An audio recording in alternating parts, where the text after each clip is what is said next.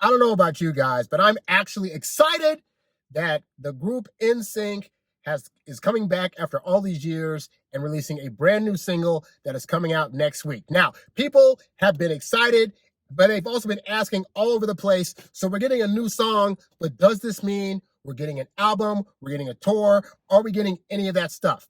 And some of the members of Nsync have actually answered and said, look, if you want that stuff, you got to hit up the record company and you got to let them know that that's what you want, so they'll put it together, because they got to, the company's got to come up with a budget in order to have studio time sessions and put tours together, make that stuff happen, right? So obviously, you're probably not going to just call up a random record label and say, hey, can you please put Nsync back together? I want to hear them, because you don't have their numbers and you can't actually reach people in those places and ask them to do that. But how then can you go about doing things that could potentially lead to Nsync putting out a full album and going on a full-out tour? Because I'll tell you now, if they do a reunion tour, I never got to see them live as a kid. I would totally go and see them now. But how can we make that happen? I'm going to tell you guys, I've been in Hollywood for a long time. The only way that things ever get done or created in Hollywood is money. The bottom line, record labels don't care about your feelings. They just care about, if we put out artists' new singles and albums and concerts, will we get money in return? So here's what I'm proposing that all of us that are Nsync fans do to make this happen, right? Very simple. They have a new song coming out on September 29th called Better Place, right? So the first step in this is very simple. When the song comes out, you need to play the heck out of it on your streaming service. You need to buy it for somewhere to buy it. You need to request it at radio stations. We need this song to go to #1 on the Billboard charts, because record companies will see that as evidence that people have a high demand to see these people, which they will then equate with, and we can make money at it. On top of, if it's a #1 song, that means that it's getting streamed all over the place, and those streaming dollars are also adding up to equal money. This is all about money. It's very simple. So when the song comes out, do everything you can to play it, to request it, put it on your mixtapes, make sure it's being played at clubs or whatever.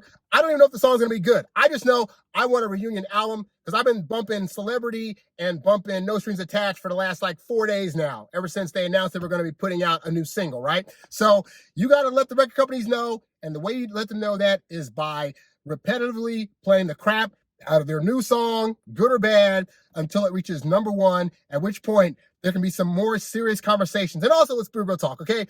Of the 5 of them, Justin has been the main holdout for the longest time. The fact that they've been going on shows like Hot Ones and the VMAs and showing up with Justin means that on some level, Justin could potentially also be a part of this. But here's the thing. He's got his own solo album coming out soon, because record companies know that Justin by himself will bring in money, all right? So if we want Justin on board with the other 4, then record companies need to see that Justin and the other 4 together will also equal money, which will then convince Justin ideally to do the thing too. But the point is this all equals to money. So song comes out, play it a lot, get it to #1. If we collectively can make this happen, it is almost a guarantee that we can get them doing an album or a tour within the next 2 or 3 years. If nothing else, at least an album.